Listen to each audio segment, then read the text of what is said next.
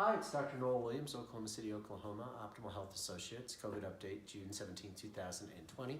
Sorry I haven't done one in a week. I've been camping in Colorado and didn't have any electronica or internet, and it was great, to be honest. But now I'm back, and I thought I'd do an update as things have changed over the last week, I think pretty significantly, at least in the state of Oklahoma, and there's little signs of change in the country. The biggest news really with COVID is the earlier predicted second peak for the end of June is actually occurring. It was predicted there's going to be another one. There's another predicted peak towards the end of August. So we're expecting a peak for the next week and a half, and then hopefully things will turn back down. When we look at people getting COVID, as I've talked about more recently, it's younger people, 20s and 30s, and probably maybe a few years younger than that even. But when we look at the hospital numbers in Oklahoma City, we had we're up about 30 patients in-house. I'm checking today, 30 to 40, which relatively isn't that many compared to the fact that we've had several thousand cases over the last week, or a couple thousand cases. So relatively, we're not having the big pulse in hospitalization because the patients who are getting diagnosed with COVID are younger and healthier. And again, those people may get some symptoms, might get a little flu, might get a little cold, but for the most part, their immune systems are going to protect them from the virus.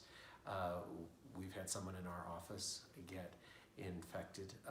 She's doing well. She was on Plaquenil immediately upon hearing about her exposure, and has done well, and really, other than losing her sense of taste and smell, has been fairly asymptomatic. Again, the thing about having cases to remember is there's going to be more and more of them, and they may occur at maybe someone at my office, it may be someone at Target, it may a worker at Target, it may be people who've gone to a restaurant, and that's what we just have to get used to. And that's not anyone's fault that happened, but it is something that we need to be aware of, and that these places that have it are going to clean up and they'll be fine for business. So just please keep that in mind.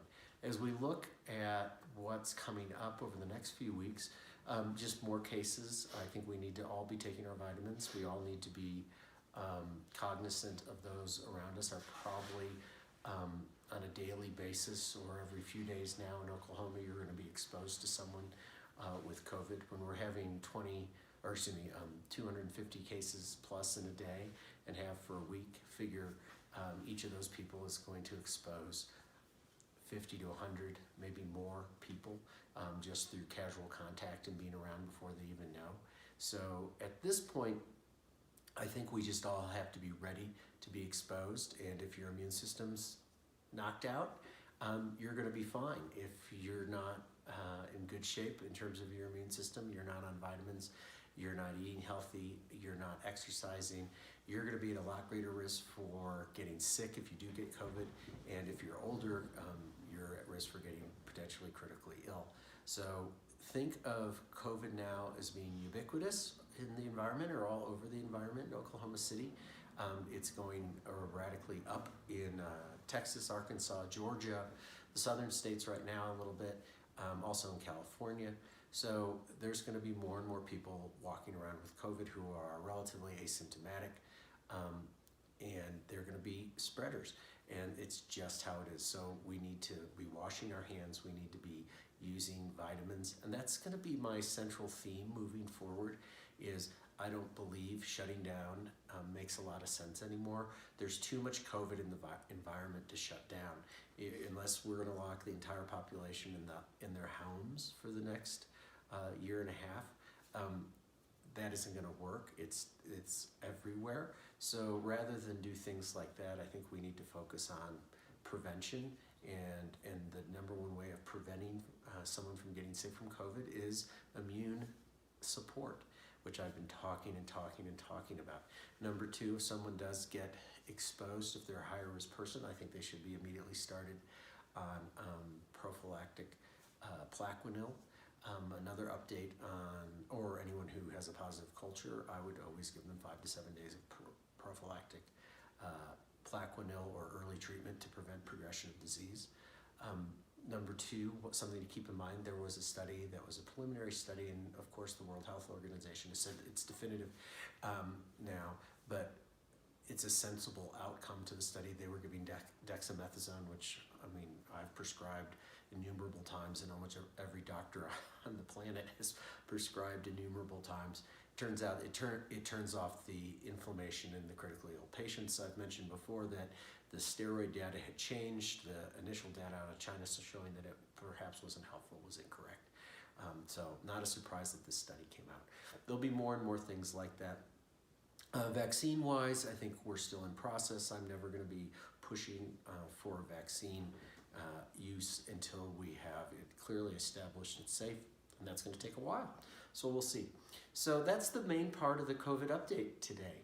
Am I missing something? Well, since more people are exposed, you're getting the question about zinc and zinc pulsing again. Can you go over that? So if you get exposed to COVID, you should take the following steps. You should do 50 milligrams of zinc an hour for 4 hours. So 50 milligrams each hour 4 times. And of course you may do it in 6 or 8, it's fine. But we try to do it in 4. You need to do it with food so you don't get an upset stomach. Eating is required in order to not have your stomach get upset when you're taking that much zinc. Now, if you're a smaller person, 30 milligrams every hour for 4 hours, if you're under 100, 115, 20 pounds.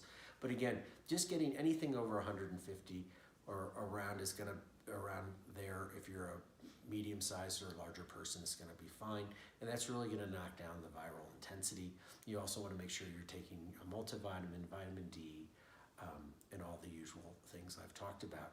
I would also, if you have a physician you have a relationship with, you can call and notify them you've been exposed and request Plaquenil. It will be on a case-by-case basis for your physician to decide, or provider, nurse practitioner or physician's assistant, to whether they will give you Plaquenil in advance. And that's really the main things you have to do. That's what we're doing. It's working for the people we've done it for. And that's what the Yale study again showed, which is why we're doing it even more aggressively than we were before. So anything else? That was the main one. Okay, I'm thinking I'm supposed to talk about. You're supposed to talk about. Oh, was it? Yeah, of you're course. supposed to talk about Q's. I don't know how to say it. Of course, yeah, I will. I promise tomorrow. That will be my goal for tomorrow. So that's the COVID update. I hope all of you are well.